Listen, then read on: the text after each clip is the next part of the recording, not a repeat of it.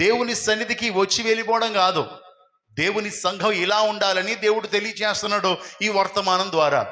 ఈ వర్తమానం ద్వారా దేవుడు మనకు తెలియజేసే విషయాలు ఏంటంటే, చర్చికి వచ్చామా, కూర్చున్నామా, పాట పాడామా, ప్రార్థన చేశామా, హల్లెలూయా స్తుతి మహిమ అన్నామా, వెళ్ళిపోయామా అని కాదు. యేసయ్యను అంగీకరించిన నీవు, రక్షణలోకి వచ్చిన నీవు, దేవుని సన్నిధికి వస్తున్న నీవు, దైవ సేవకుడు ఏ ఉపదేశాన్ని నీకు తెలియచేస్తున్నాడో, ఏ క్రీస్తుని మీకు పరిచయం చేస్తున్నాడో, ఏ గుణగణ లక్షణాలను మీకు వెల్లడి చేస్తున్నాడో, వీటన్నిటినీ గ్రహించి మీకు క్రీస్తుకు విరోధంగా ఉన్న మీలో ఉన్న ప్రతి దాన్ని తీసివేసుకుని మీరు క్రీస్తు రూపంలోనికి రావాలి. దేవునికి స్తోత్రం. క్రీస్తు రూపం ఎలాగైతే ఆ సేవకుల్లోకి వచ్చిందో, ఆ సేవకుల్లో ఉన్న రూపం ఎవరిలోకి రావాలని? ఆ మాదిరి సంఘంలోకి రావాలని. ఆ సంఘంలోకి వచ్చిన సంఘం ఎలా ఉండాలని?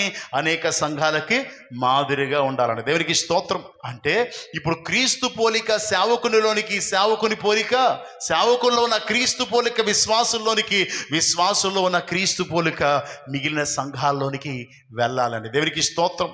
ఇందుకే తప్ప చర్చికి వచ్చేది కడుపు నొప్పి తగ్గిద్దనో, తలపోటు తగ్గుద్దనో, కాలు నొప్పి తగ్గిద్దనో, మేలు చేస్తాడనో, అంటే ఈ లోక సంబంధమైన మేలు వస్తుందనో, ఉపకారాలు వస్తుందని కాదు. దేవుడు మనల్ని కొనుక్కున్నాడు. ఆయన స్వాస్థ్యం అన్నాడు, ఆయన సొత్తు అన్నాడు. ఆయన సొత్తు ఎవరికి ఉపయోగపడాలా?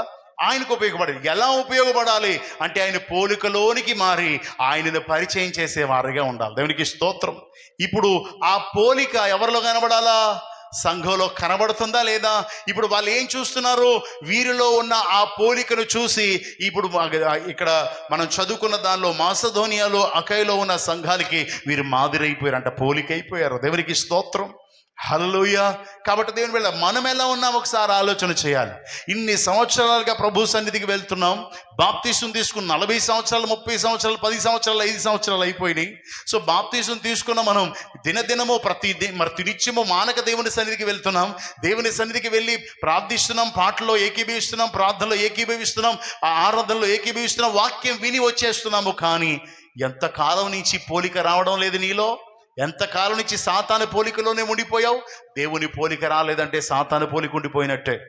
కనుక దేవుని బిడ్డారా, ఈ ప్రాబ్లం అంతా ఎక్కడి నుంచి ప్రారంభం అవుతుందంటే సేవకుల్లో నుంచి ప్రారంభం అవుతుంది. ఎందుకంటే ఈ వచనంలో అపోస్తలుడైన పౌలు చెప్తున్నాడు, మీరు మమ్మును క్రీస్తుని పోలి నడుచుకున్నారు. సో ఈ పోలిక ఎవరిలో ఉండాలా? సేవకుల్లో ఉండాలా? ఆ పోలిక ఎవరిలో రావాలా? సంఘంలోకి రావాలి.